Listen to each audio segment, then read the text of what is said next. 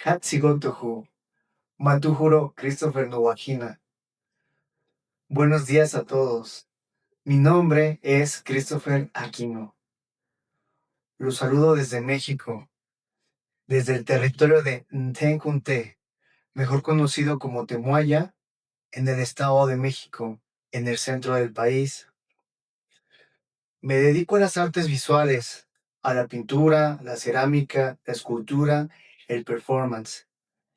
Mis manifestaciones artísticas están vinculadas al arraigo con mi territorio y con mi lengua. Mi abuela, mi padre y mis ancestros pertenecen al pueblo ñató, mejor conocido como pueblo otomí.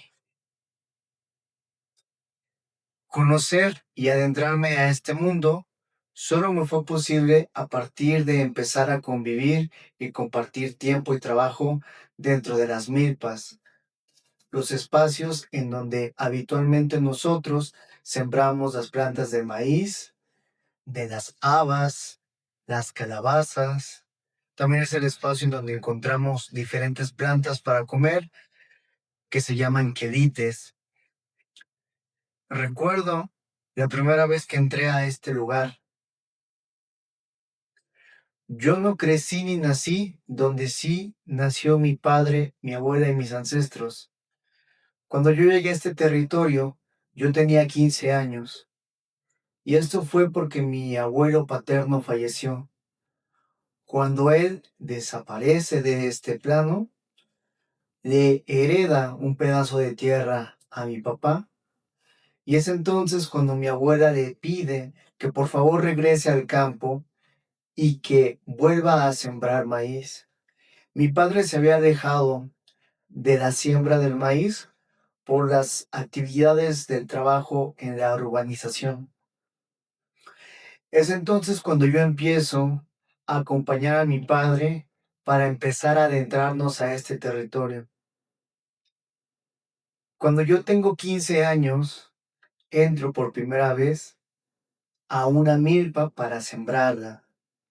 Y en ese día, junto con las otras personas que nos acompañaron para hacer el labor de la siembra, de repente mi padre empezó a hablar su lengua, una lengua que para mí era desconocida.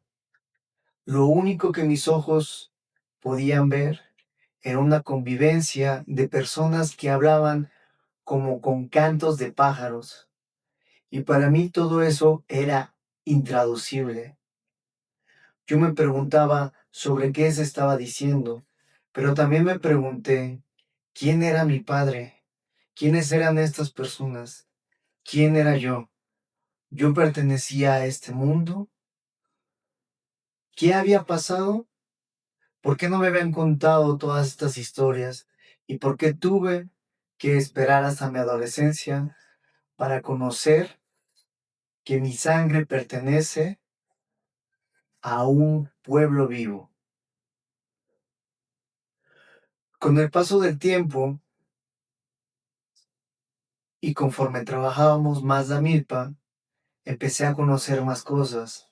Empecé a guardar la memoria de las historias, empecé a conocer los consejos, el uso de ciertas plantas, a entender cómo se desarrollan ciertos vegetales, cómo transitan la vida los animales, qué significa el clima, cómo podemos leer la lluvia, cómo podemos saber cuándo hay que sembrar.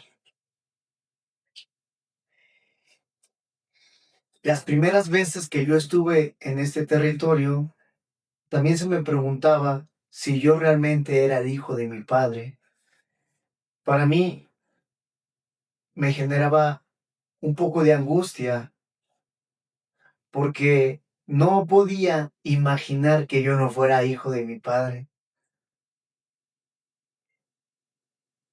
Cuando empecé a preguntar por qué decían esto, las personas señalaban que si yo hubiera sido su hijo, yo sabría caminar en la montaña, sabría atravesar los ríos, sabría cargar la leña, sabría utilizar las herramientas de cultivo, pero era algo que ellos no veían en mí. Mi padre me decía que pues yo no había crecido desde pequeño ahí y que no hiciera caso de esos comentarios.